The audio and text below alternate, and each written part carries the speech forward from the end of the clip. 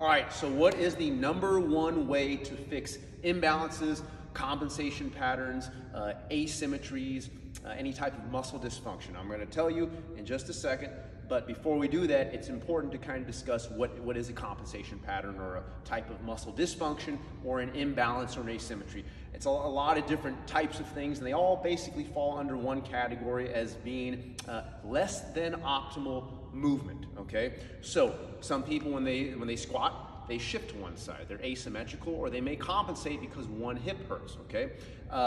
They may shift forward more to their toes, or they may hyperextend their back. All these are things that we don't necessarily want. They're not optimal.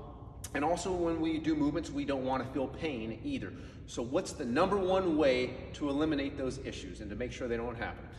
It's not going past 90 degrees. If you basically go to 90 degrees and no further, your body will not be forced, okay, to create compensation patterns, and you won't feel like your body shifts out of alignment. It's when we start reaching that optimal range of motion that our body starts to figure out ways to compensate, because everybody's body compensates differently, and each side of the body on many individuals compensates differently than the other side. For example, I can tell you my hips compensate differently. My shoulders compensate differently. When I bench press, if I go too deep, my left shoulder, my trap, starts to elevate, and my right shoulder goes into internal rotation and it collapses, okay? I had this issue for years. I could not figure out how to fix it. I had a lot of different strength coaches help me, physical therapists, people I went to school with. Nobody could figure out how to resolve it.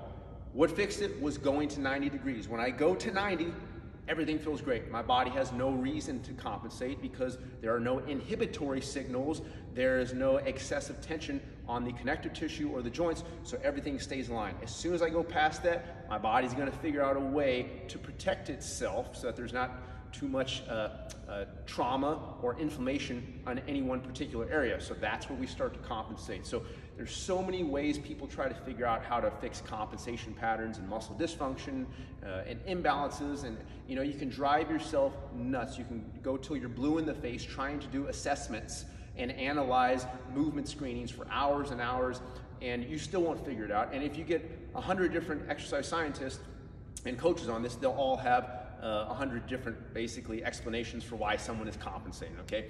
In reality, I don't really care why someone is compensating. If we can give them the solution, that's great, okay? So when somebody comes to me and says, oh, well, you know, when I squat, I feel this in my knee, or I feel like I shift this way, or I feel pressure in my back, guess what? All those things go out the window. They do not even become an issue, provided we teach them how to squat properly and just cue them to, hey, find your first natural stopping point, which is 90, stay as tight as possible, keep everything square and aligned, okay? Create that high levels of intramuscular tension, good posture, and guess what? No pain, no compensation patterns, no imbalances or asymmetries. So oftentimes, again, back to the kind of asymmetry issue, my right foot and hip would always rotate out more when I would do squats, and it actually created a very weird pain in my upper back for years, to the point that if I tried to foam roll or get a massage, it would take my breath away. It would almost like leave me like, oh my gosh, that hurts so bad. And it would feel good for like 10-15 minutes, and the pain would come right back. I don't know why it fixed it, but going to 90 degrees and keeping everything perfectly straight was the solution. It literally fixed it like in a few days. It took me years to figure that out. I tried every different modality and methodology possible, talked to so many people, and it was such a simple solution. And again, assessment-wise, I can't tell you exactly why that happened, except I went from squatting with proper mechanics or improper mechanics to proper mechanics, and that's what fixed it. And it was the improper mechanics, trying to go too deep, trying to basically do ass to grass squats and exceed my body's natural barrier of movements. That was creating the pain and the various compensations that created a kind of a chain of events of things that occurred in my body.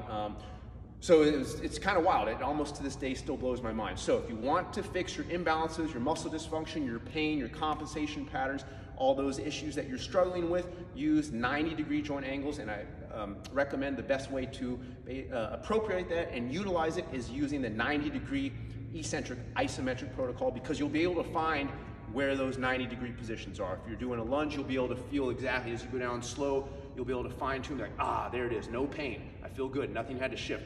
Go too deep, ooh, I felt something, I had to shift, I had to go to the left, right, because my body was protecting itself, okay?